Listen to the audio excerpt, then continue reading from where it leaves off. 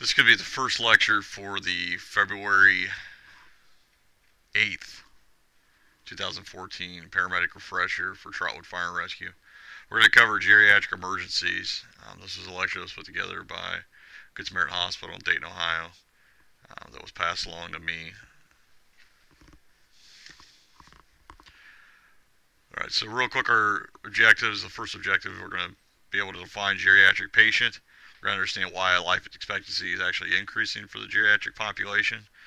Discuss how aging affects the body, the impact of age-related changes on the assessment and care, how to perform an assessment of the geriatric patient, and we're going to understand the impact of pharmacological interventions for the geriatric patient. We'll discuss the signs, symptoms, and management of common geriatric medical emergencies. We'll understand the medical management of the terminally ill patient, and then we also are going to apply the Greater Miami Valley EMS Council protocol guidelines to appropriately care for the geriatric and medical trauma patient. Alright, so just a little bit of introduction, or basically to say that in 2010, the geriatric population actually accounted for about 13% of the U.S. population, about 14.1% of the Ohio population. Then they say by 2030, the population is expected to grow by 30%. That's per the United States Census Bureau. So, why is the geriatric population increasing? One, we have better health care. So we have better health. We promote stroke prevention, cardiac prevention. They do Pilates, they do yoga, they've got commercials telling them, you need to do this, you take this medication, and it helps this. They're a lot more active. Just the geriatric population in general. They bike more, they walk more, they get out more. Essentially, they've always promoted, they'll say you're only as old as you feel. And a lot of people have taken that to heart, and they actually have, they're young in mind and body. So enhanced medical care, once again, the early detection of problems. So they are, PET scans are getting better, MRIs, CTs, X-rays. Just in general, our healthcare system is getting better. We have better technology, so we're able to catch a lot of disease processes before they ever end up becoming worse. And then early detection and improved prevention. Once again, prostate cancer. They say a lot of people die with prostate cancer now instead of actually dying of prostate cancer. Getting colonoscopies, and you get colon checked, at a younger age, mammograms, just a lot of different things that are actually helping, the population in general. That's why people are actually living to be older. So the AARP actually defines the geriatric patient as being 50 years of age.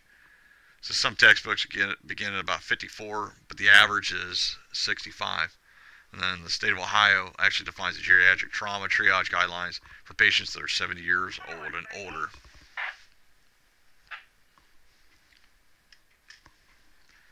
So, stereotypes, and this is, something I always laugh about. When I first became a paramedic, we actually had a lot of problems with this, where you think that they can't hear.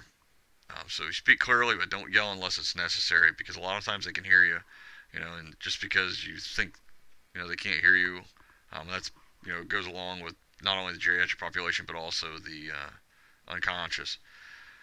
Sedentary lifestyle, a lot of us think that all they do is just sit at home, and macrame and crochet, and many are physically active and they still work. One, because, the economy is not as well as it used to be. So because the economy is not as good, a lot of people are having to work longer, or even after they retire, they still have to go back to work. A lot of them, you think they have mental confusion. They may recall slow, but that isn't the same as a memory loss. So it may take them a little bit of time to recall things, but that doesn't necessarily mean that they forget things. It just takes a little bit longer to remember it. And then a lot of times they think of mobility. It says better balance, better maintained, moving slower. So they actually are able to get around. They may not have as good a balance, but because they move a little bit slower, they still have good mobility. I think, that's, nobody can argue this. It's the majority of our EMS call volume. It says they tend to vote more than any other age group. So think levy. In the city of Trotwood, we're, fairly fortunate that we've been able to pass levies. We've had good support from our citizens. And, since I've been here, there's no doubt that most of the population is tending to get older than what it used to be in the city of Trotwood. says don't seek medical care because of the cost. So they'll cut their medications in half, or they'll quit taking them altogether. Once again, the cost of healthcare is rising. There's no doubt. My mother-in-law right now, she pays. There's a medication she's supposed to take, and then my wife and I both want her to take, but she doesn't take it because it costs her $1,200 per month for one medication. So, just for a 1 month supply, $1,200, and obviously she can't afford that. This is a primary caregiver for a loved one. As they get older, they don't want to go into nursing homes, so a lot of times you'll get the older population that, grandma will take care of grandpa, or vice versa, and they don't want to give them up. They don't want to give up their, independence. So a lot of times they'll get to a point where they're so ran down because they're trying to take care of the person that really is capacitated. And so sometimes they're more in need of the care than the person they actually take care of. That's definitely true. All right, so as we age, so 0 to 50 years old, our math and our verbal skills increase. About 50 to 60 years old, our skills typically level off and they stabilize. And then after the age of 60, we typically deteriorate in our skills. Growth and development of the body, it peaks at about in our 20s. And this is the aging process begins in the 30s. I used to always laugh at a couple of the guys at work when I first started in the city. And, they turned 30, and I used to always make fun of them being old. And, the day that they told me, hey, look, I'm telling you, man, when you hit your 30s, it all goes downhill. Like, I literally turned 30 on one day. The next day I woke up, and I think every bit of my body ate, creaked, cracked. And there's no doubt, like 30, it's all downhill from there.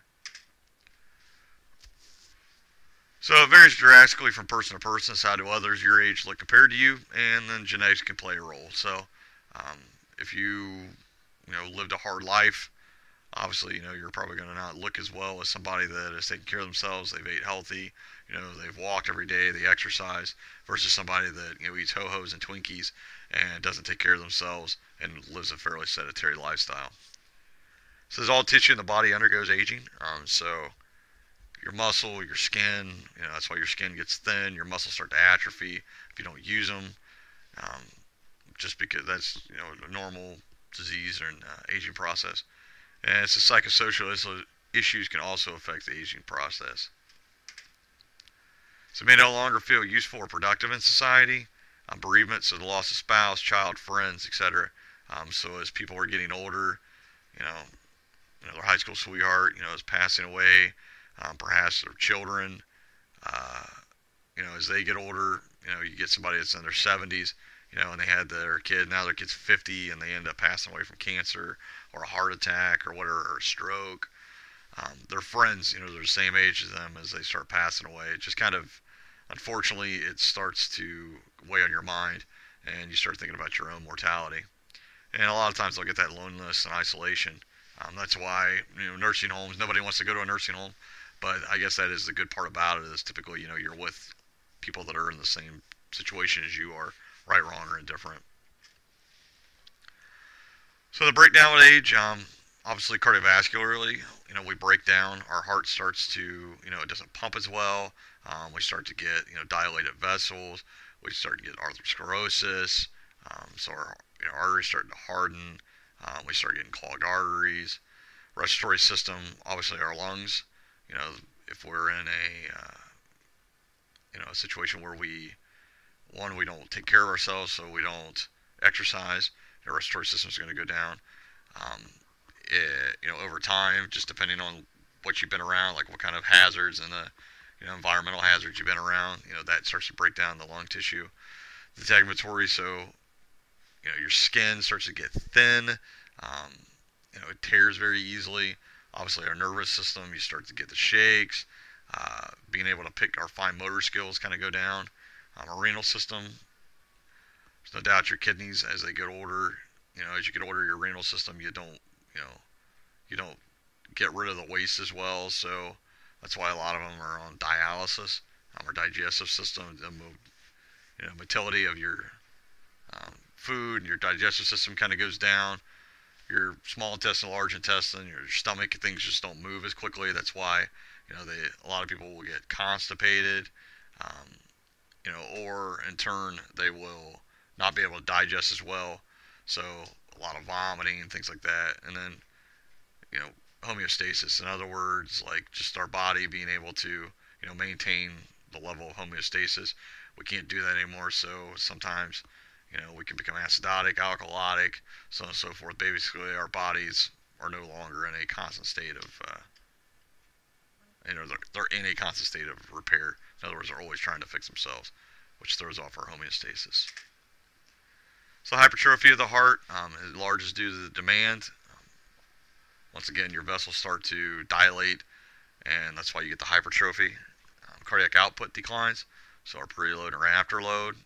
Arteriosclerosis, that plaque buildup. We just talked about that. It narrows the vasculature and it restricts the blood flow. So we're not getting as much blood flow, and that's a lot of times we'll get, that's why like diabetics, they'll get that, and the next thing you know, they're getting things amputated because their vessels start to collapse, and obviously they're not getting the blood flow that they need to their extremities.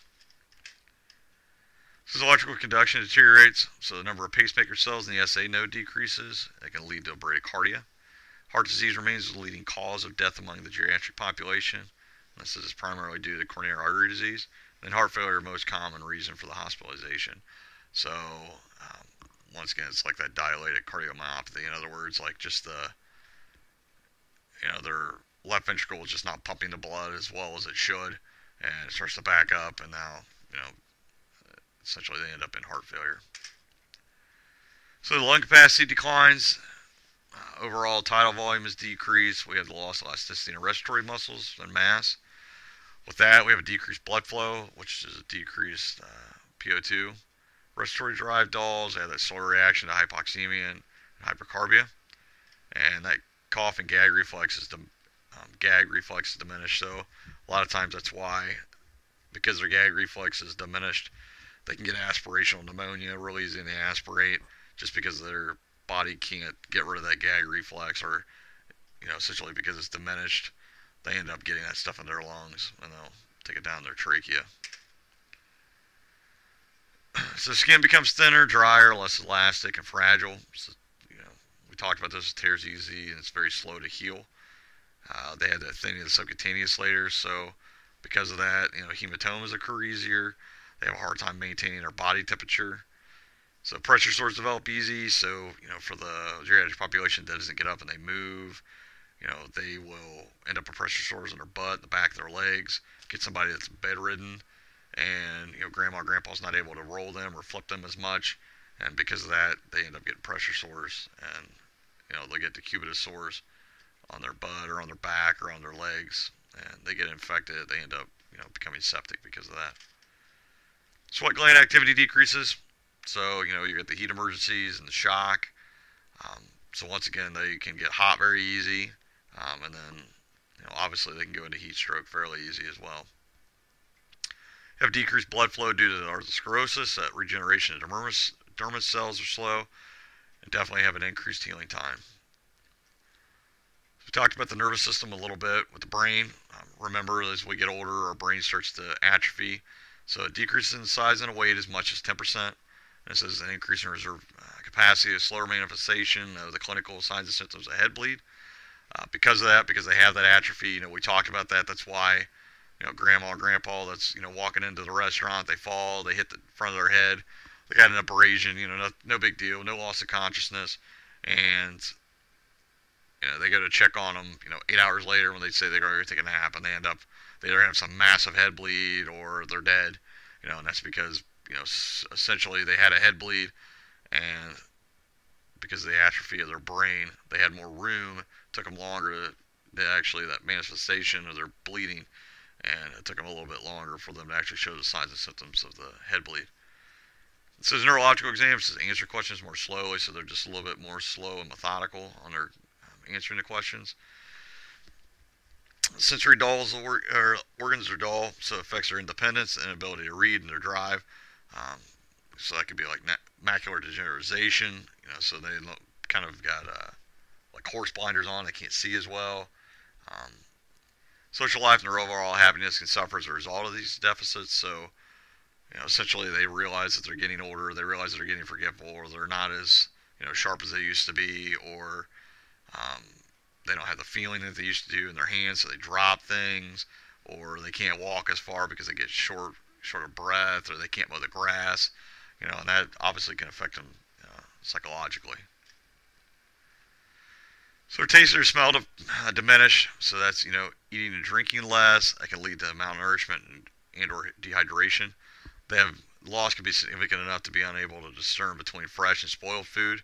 That's a big deal.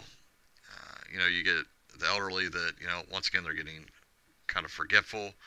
They don't realize that either the meat is sat out too long, or maybe the refrigerator is not cooling as well, or in turn they had something sitting out and they didn't know it was bad, and they end up eating it, which in turn they end up getting food poisoning from it. So here it says about 75% have some type of a deficit, and it says refrain from yelling unless necessary. So there's no doubt those of us that are around chainsaws all the time, sirens are blaring, that eats away at our hearing. So you get somebody, that's 75 years old, 80 years old, even in their 60s, they're going to have poor hearing anyways. And then in turn, as you get older, it just gets worse. So, but then, like it says that last bulletin, don't yell unless it's necessary. They tell you to talk louder. Just try to talk in a fairly clear, concise voice, and a lot of times that it just works. So their touch says the peripheral nervous system slows, leading to delayed reflexes and altered pain perception. They nick their leg on the corner of a table. They don't even know it. It's bleeding profusely, and they have no idea that they actually did that. So pupils adjust light levels a little bit slower. Their night vision decreases. Their tear production decreases. And a lot of them suffer from cataracts. So renal blood flow decreases. Their inability to filter all that waste and get rid of the waste. So they'll have the electrolyte imbalance. Once again, so they can become acidotic or alkalotic because of the electrolytes and that abnormality there.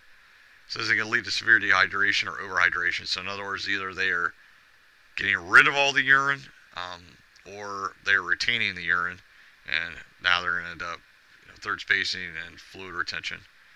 So their sphincter muscle control declines, so incontinence, so that's both through their bladder and their bowel. They can become incontinent.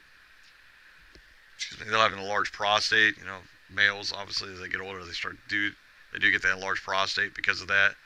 They'll retain the urine quite a bit, and when they always have that sense of they have to go right now. They go to urinate, and it just trickles, just because their prostate's enlarged, which in turn that can increase infections both for the male and the female population, with bladder infections or urinary tract infections.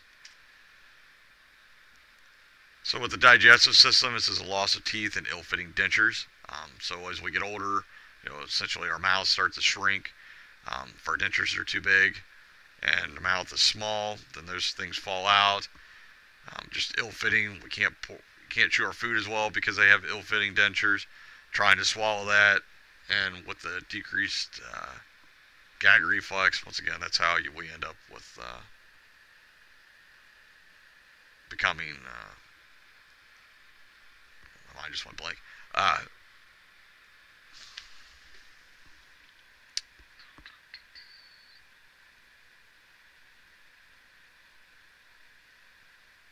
So that's actually how we end up, because we have the ill-fitting dentures. The next thing you know, we've actually got aspirational pneumonia because it goes down to their trachea. So the volume of saliva in their mouth and the hydrochloric acid in their stomach decreases. So, once again, their food doesn't digest as well. The motility through the system slows. That's how they end up with constipation really bad. And then the liver is unable to detoxify the medications and alcohol quickly. So that's why the geriatric population that they take their medication, they forgot that they took it, or somebody basically wasn't giving them the pill box, and they took too much medication. Well, it didn't get rid of the medication out of their system before, so now they retake it, and that's why they're very, very susceptible to overdoses, because their body just doesn't get rid of the medication. It doesn't detoxify as well as what a younger adult would. And this is a homeostasis as it bounces within the body. It's unable to fight infections as easily. They have difficulty maintaining normal blood glucose levels, so due to deterioration of the endocrine system and slow feedback response, they're a lot more vulnerable to environmental stresses. So these are the 5 leading causes of death. Heart disease is still number 1, cancer is number 2, stroke is number 3, COPD is number 4. So that's chronic bronchitis, emphysema, and then pneumonia is the last one, or number 5. It says people don't die of old age. Aging makes one more vulnerable to the effects of disease and injury. So essentially that's why you look at the Guinness Book of World Records and the Asian population, for whatever reason, and I'm not sure, I haven't studied it enough, but they are usually the oldest in the world. For one of them may die, it may be somebody from another country, but they always regain it fairly quick. So I'm not sure what it is, but they're the ones that will, old age, they just don't die. However, like it says, as we get older, we just become more vulnerable to the effects of disease and injury. Our body just can't recover as easy and as well. So the altered mental status, remember, it's a symptom and not a disease. So essentially there's an underlying cause for altered mental status, and we need to find out what it is. So just don't take it for its face value. You need to figure out what is wrong and what is causing the altered mental status.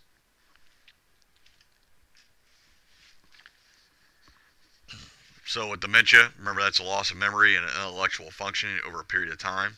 That typically can develop anywhere from months to years. Delirium is an acute. It develops over hours or days.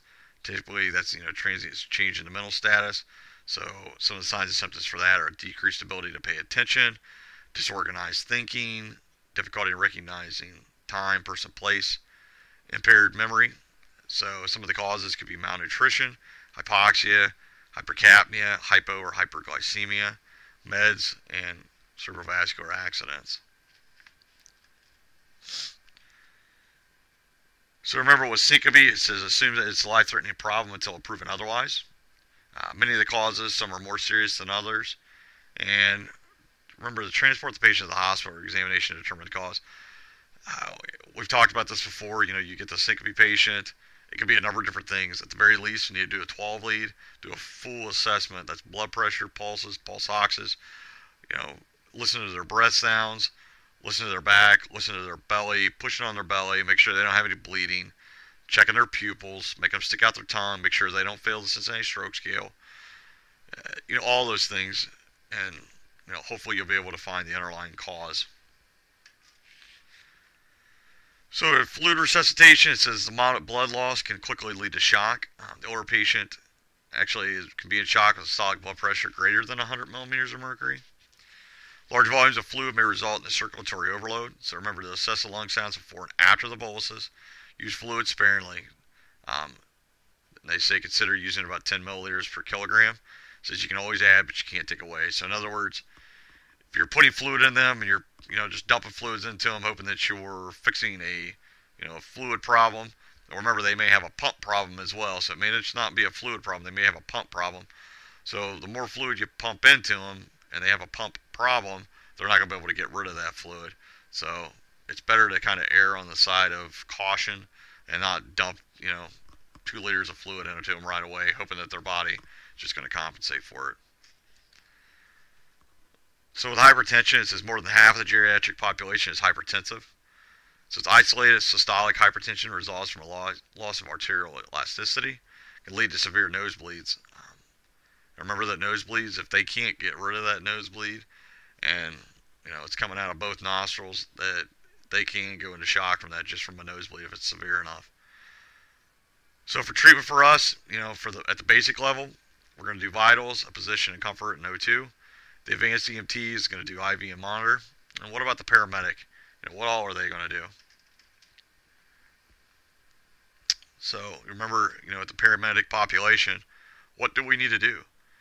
We need to make sure that we call stroke alerts. We do a good, thorough Cincinnati stroke scale. Make sure that we do a good 12 lead on to rule those things out. Do a thorough assessment, head to toe, because we want to rule out everything. And remember that pumping fluid into them is not what's going to fix this problem. We need to remember that, if they have hypertension with an altered mental status, that may be indicative of a cerebrovascular accident. So with strokes, and remember there's two different types. We talked about this. There's hemorrhagic and ischemic. Um, hemorrhagic is a lot less common, however it is more fatal.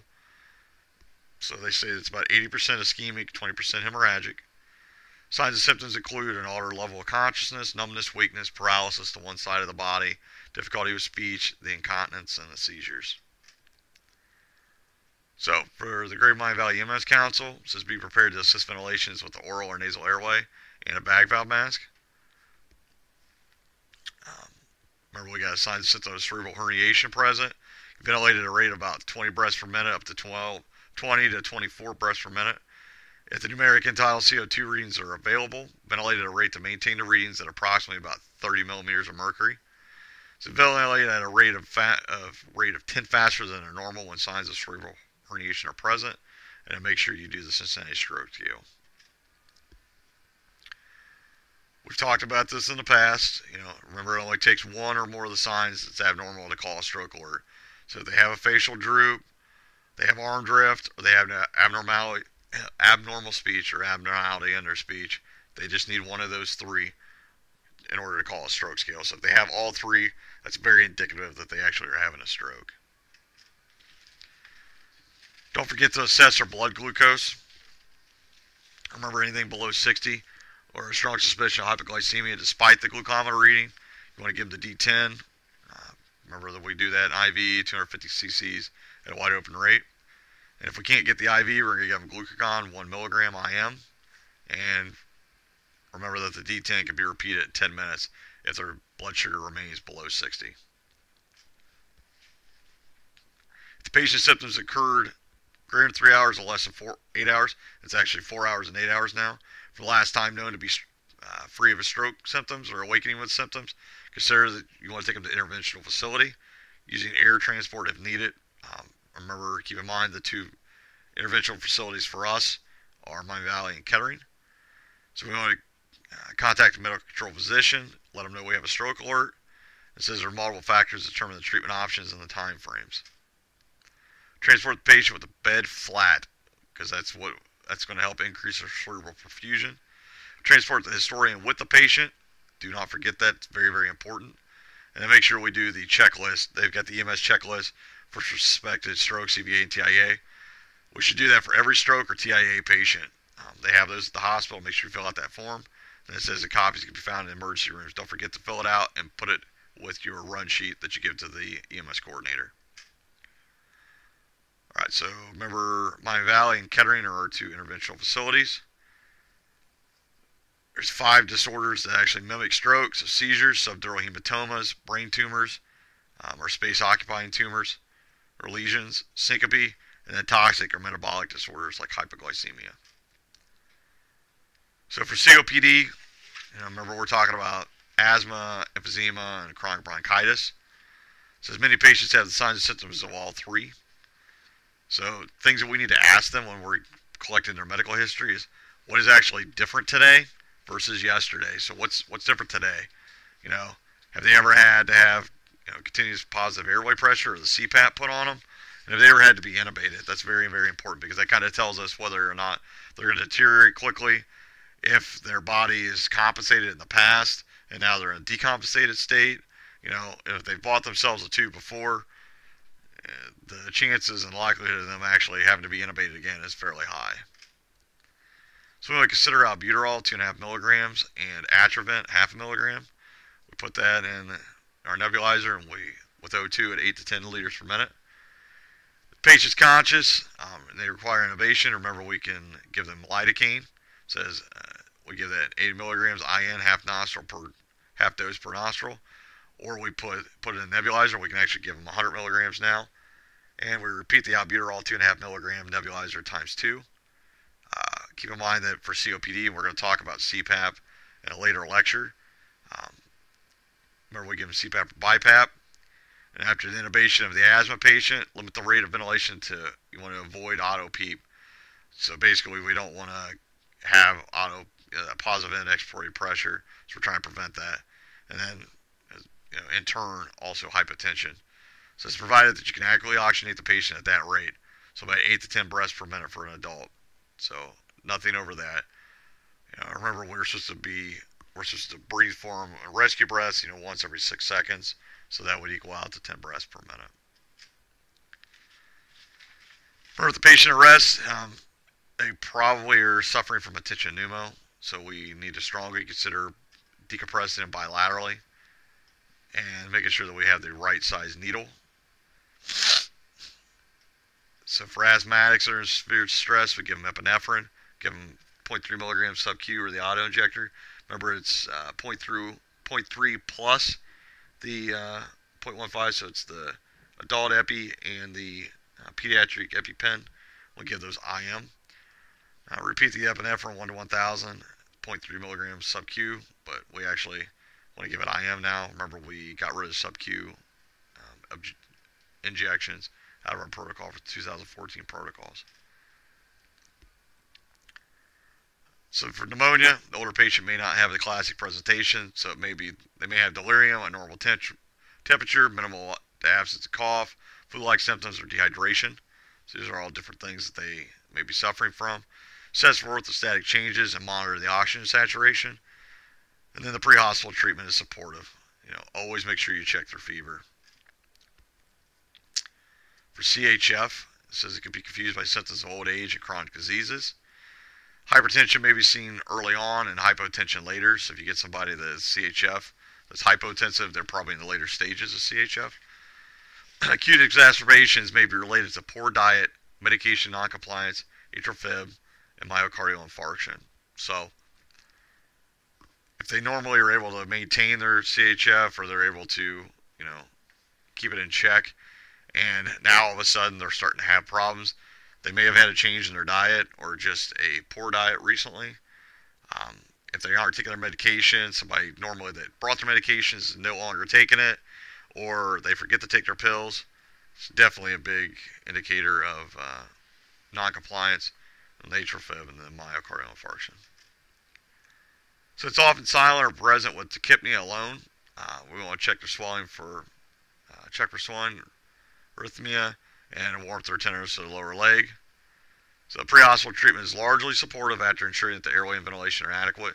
So we transport rapidly with the oxygen position of comfort, and we always make sure we call early for paramedic backup if necessary. Make sure you consider the need for early intubation, intertracheal intubation. If they are not able to tolerate the CPAP, make sure that you get your tubes out, make sure you get ready, because you're probably going to have to knock them down in order to intubate them, because if they're going to deteriorate, they're going to deteriorate rapidly.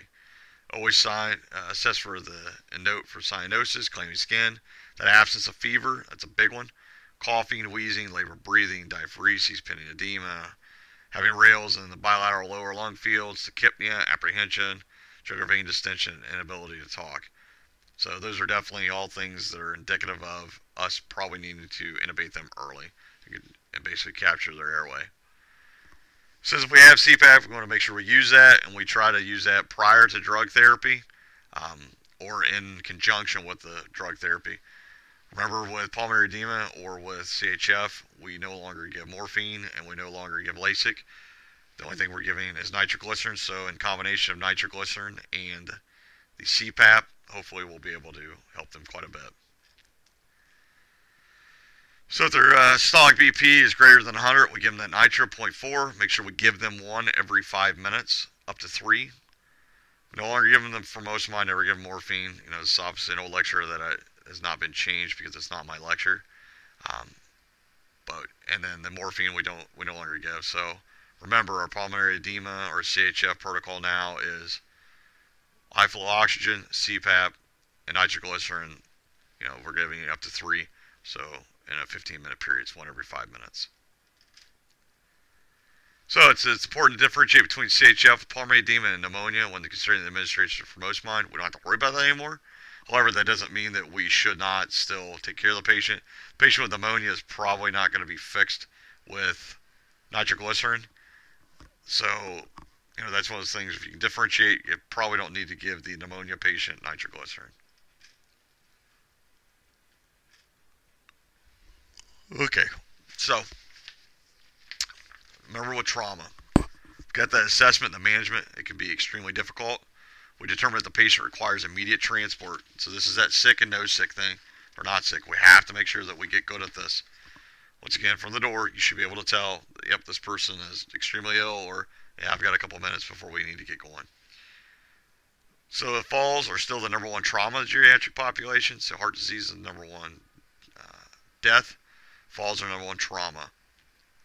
So it's certain what is normal for the patient. So you need to figure out basically what is normal. Is this their normal mental status? You know, is their leg always angulated like that? Do they hold their hip that way? Do they hold their arm that way? Do they guard all the time? You know, what is different today than what is normal yesterday? So remember, for our trauma criteria for the Greater Miami Valley EMS Council, it's any patients greater than 70 years of age. If they have a GCS less than 15 with a suspected traumatic brain injury, their systolic BP is below 100 millimeters of mercury with the trauma. Any falls, even from a standing position with an evidence of the traumatic brain injury. Any pedestrian that's struck by a motor vehicle. If they have one proximal long bone fracture from a auto accident, or multiple body regions that are injured. Alright, so the GCS less than 15, we talked about that. Loss of consciousness greater than 5 minutes at any time. They have alteration in their level of consciousness with the evidence of a head injury at the time of the exam or thereafter. Failure to localize the pain if the respirations are less than 10 or greater than 29. So special considerations be given for the geriatric trauma patient to be evaluated at a trauma center. If they have diabetes, cardiac disease, any kind of clotting disorders, any immunosuppressive disorders, or on an anticoagulant, or if they require dialysis. Alright, so elder abuse, we probably see this more often than what we think we do. Sometimes we just mistake it for, you know, grandma fell, or, pardon me, grandma fell, you know, she's bruised up, and she doesn't want to rat out, you know, the son or the daughter or their grandkids. So she just says, you know, I fall a lot, and in fact, she's actually getting hit. Remember, it comes in different forms. There's physical, there's psychological, financial, rights, and neglect. So in other words, you know, they're either, you know, they may be beating on the old people.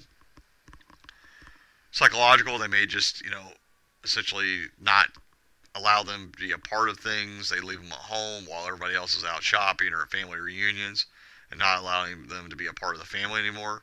Financially, you know, as you get older, you know, they end up saying, oh, you know, you can't take care of your bills, let me take care of it. You know, next thing you know, they're just, you know, they're siphoning or funneling money out of the elderly's account into their own account. Any kind of rights, they're, you know, basically they're taking their rights away. Whether that be like driving privileges, not allowing them out of the house, not allowing them to go to the grocery on their own, and then neglect, essentially letting them, you know, sit in their own feces, their own urine, letting trash build up. You know, grass is overgrown. They don't shovel the driveway or the sidewalks. You know, the elderly population, they don't empty their bedpans, just things like that. You know, it's like you can go on and on with neglect. So always be aware of the environment where the patient lives. When you go in, kind of just, you know, don't tunnel in. We're pretty good at this, but, you know, it's just as a reminder, don't tunnel in on just the patient. Kind of get a general idea and a good picture of the whole entire environment. Take note of the soft tissue injuries that can't be explained. So if they can't explain them, or they just look odd, you know, make sure you note those things and you pass it along to the hospital. It says the patients may be reluctant to talk about it. Sometimes they don't want, once again, they don't want to rat anybody out. They don't want to get anybody in trouble. So they end up just, you know, they don't want to talk about it, or they will cover it up altogether. It says if you have doubt, just make sure you submit the elder abuse report that we do at the hospital, which is social services form. So things to consider. So profile of the victim. Females, frail, over 75, complain with the abuser, and they're loyal to the abuser. Okay? So profile of the abuser is typically drug or alcohol abuse. They're confused, they are an involuntary caregiver, or they displace anger. So females seem to be a higher population of elder abuse. If they're frail and they can't take care of themselves, basically they're not able to fight back. Somebody that's older than 75 years old. If they have a complaint with the abuser, in other words, they're telling them, like, oh, you're not feeding me enough, or you don't come over enough, or you don't mow my grass. The abuser themselves will get upset, and a lot of times they're loyal to them. So in other words, maybe it may be their son, it may be their daughter, it may be their grandkid, and they're loyal to them because that's their family, and that's just the way they were raised. And then drug and alcohol abuse, obviously for the abuser, that's a big one. Confused role, in other words, they are, they're kind of confused because they have to take care of, their mom or their dad, or, you know, essentially, you get somebody that's 18 or 19 years old that takes care of a grandma or a grandpa, when essentially they should be the ones taking care of them. That involuntary caregiver. So, grandma or grandpa lived with, you know, somebody's brother dies, now they have no place to go, so they end up, getting dumped on family members that really weren't prepared for them, whether it be financially, they weren't ready for them socially, so because they become the involuntary caregiver, they end up, taking it out on the victim, and then they'll displace that anger for different things. Maybe they lost their job, or their kids at at school, and they just are, a typical teenager, and now the abuser ends up taking it out on the victim because they're displacing that anger. All right, so our approach for this, when we gather information, we're going to interview the patient alone, try to separate them. Don't be critical. In other words, don't try to pump information out of them. Don't be, overly critical of them. Just try to gather the facts, and that's it. Make sure you document everything. We learned that back in rookie school, EMT school. If it's not written down, it didn't happen. So make sure you document everything. And then, once again, it's just the facts. You don't want to document things that aren't factual. Don't give your opinion. Like, I think, that this or this or this. You just pass along exactly what you see, but from a factual standpoint. So we must, by law, report all alleged or suspected adult abuse or neglect to the appropriate agency. The ORC requires providers to report incidents of abuse to their county's Adult Protective Services Agency or their local law enforcement as soon as possible. Notify the hospital personnel about concerns of maltreatment does not meet the mandated EMS reporting responsibilities. So you're just going in and saying, I think that she's getting hit at home, or I think that, he's getting hit at home, or he's getting abused. You have to put it in writing, so you have to do one of the Adult Protective Services forms. Make sure that you leave the right copy for the EMS coordinator. You leave one for the charge nurse, or whoever for their chart, and make sure you bring one back for the EMS agency themselves. Remember that the hospitals have copies of the EMS Social Services referral form. We always make sure to use it. If we need more forms, we can get a hold of Gadaha. They can send the form to each department that have it on hand. The copies, we've got a white copy, we send that to the appropriate agency. The yellow copy we're going to leave with the hospital records, and the pink copy is coming back with the EMS. So we document on the run sheet all efforts that EMS made to report the subsequent abuse, or the suspected abuse, Make sure we include the name of the agency that we notified, the method used, and the name of the person contacted. So if you faxed it, make sure you put down, fax at this time to, John Doe, and then make sure that, follow up with John Doe, confirm that they did receive the fax. Okay. Obviously, I'm not there to answer any questions, but if you do have any questions, you can either shoot me an email, you can shoot me a text, or you can just save your questions for the last day of class. Thank you.